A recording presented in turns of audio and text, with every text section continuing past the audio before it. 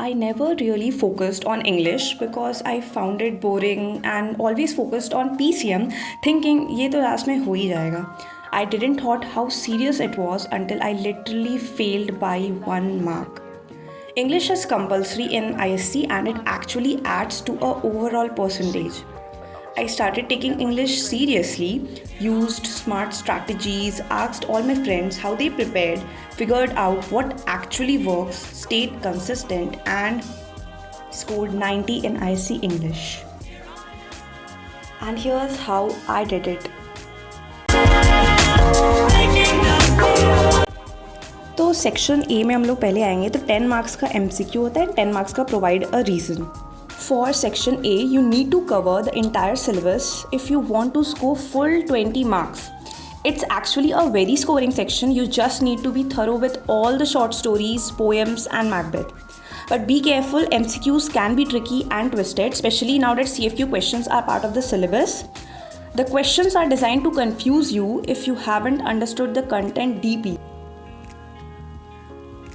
इन section B first हम लोग का मैकबेथ. तो मैकबेथ में 5 मार्क्स का 2 क्वेश्चन है और थर्ड जो है वो 10 मार्क्स का है. इसमें से कोई हम लोग को एक करना है.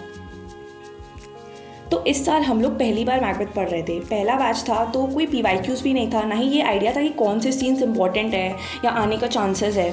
तो हमारे टीचर्स ने कुछ इंपॉर्टेंट सीन्स बताए थे तो मैंने वही किया और सरप्राइजिंगली कुछ वहीं से आ गया. तो भाई अपने टीचर्स के अच्छे से सुनना. मैकबेथ ऑनेस्टली मैंने लास्ट तक प्रॉपर्ली टच भी नहीं किया था और बोर्ड्स के टाइम वो हेडेक बन गया था. सबसे पहले मैंने ये किया कि मुझे समझना था कि मैकबेथ में हो क्या रहा है, क्योंकि भाई उसमें जो इंग्लिश दिया था वो तो एकदम सर के परे था, समझ तो आता नहीं था. तो मैंने गूगल से ट्रांसलेटेड मैकबेथ पढ़ना स्टार्ट किया सिंपल इंग्लिश में. इससे मुझे बेसिक स्टोरी लाइन समझ आने लगा.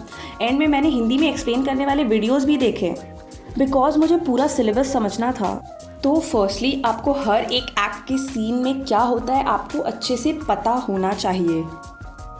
5 मार्क्स और 10 मार्क्स के आंसर्स लिखने का एक प्रॉपर तरीका होता है. मैंने जो IC के CFQ क्वेश्चंस बोर्ड से 1 मंथ पहले रिलीज़ हुए थे उन्हें प्रॉपरली लिखकर प्रैक्टिस किया था और अच्छे से पढ़ा भी था.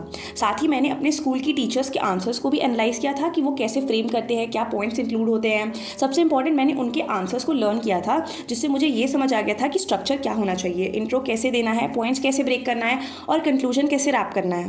तो इससे 5 और 10 मार्क्स के आंसर्स क्लियर हो गए थे. अब बात करते हैं कोट्स की, जो कि बहुत ही ज़्यादा इम्पॉर्टेंट है. लाइक बहुत बहुत बहुत बहुत इंपॉर्टेंट है.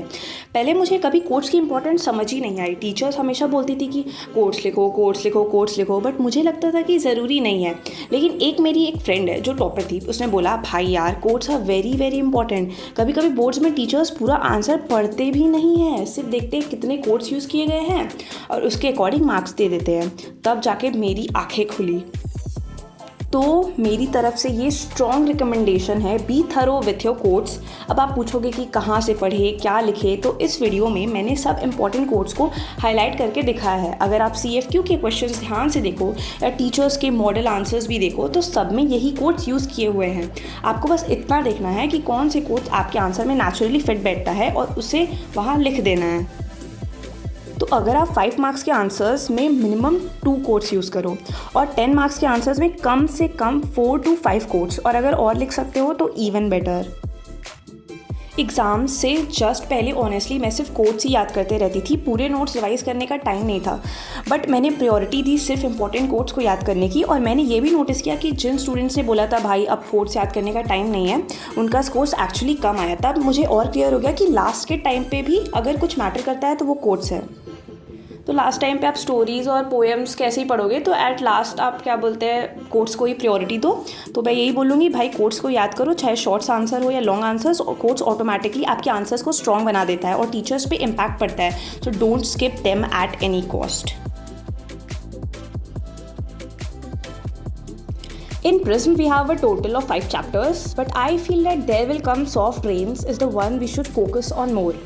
Unlike the other stories, it's not a typical narrative with characters and dialogues, it's a more of a descriptive piece. That means we can't just rely on understanding the story, we actually have to read it thoroughly and learn the details carefully, almost like preparing for a factual passage.